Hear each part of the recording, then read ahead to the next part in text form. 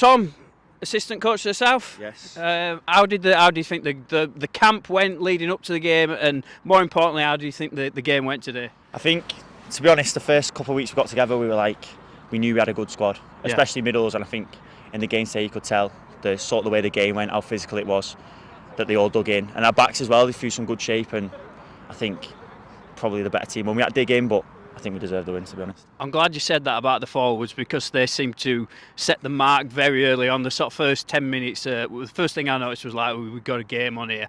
Standout players for you, who's impressed? Who do you think's pushing for that England badge? In the middles, I'd probably say it's hard to pick. Femi, Delane, Finn Hay, Tom Wilkins, backs, Ewan, Tolly, Tom O'Roy, Tolly is. I don't want to miss anyone off.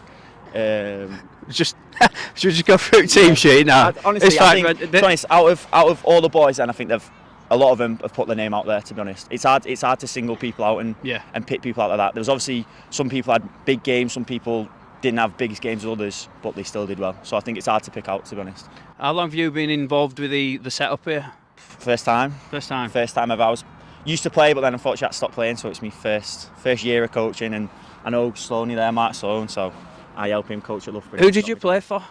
Wigan Warriors. You had there was a reason you had to stop playing, wasn't there? I don't know if you wanted to go into that. Just a bit of concussion, just a few head knocks, and I just basically had to see a specialist, and they give me some advice, and then the club give me advice, so just had to. And that wasn't concussions from rugby, was it? It was from rugby. I had a couple of bad ones, and then it just sort of one thing led to another. Just about safety. It's obviously a big issue at the minute, so. Yeah, I mean, I'm doing some work on that at the minute, so it's quite an interesting sort of point they've brought up. So you've taken the medical advice. What do you think of sort of the new tackle laws that have come in?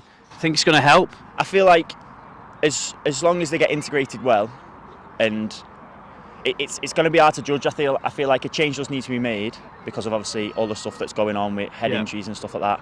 But at the same time, it's how it affects the game, and I feel like as players we know the risks, but at the same time it's about knowing the risks but also managing them as well. And safety does come first. That's sort of where my decision came from. My health comes first, so I think it'll be good to see. It's good to see how they do. It's certainly going to be an interesting season to see how the sort of teams and players sort of take it on board.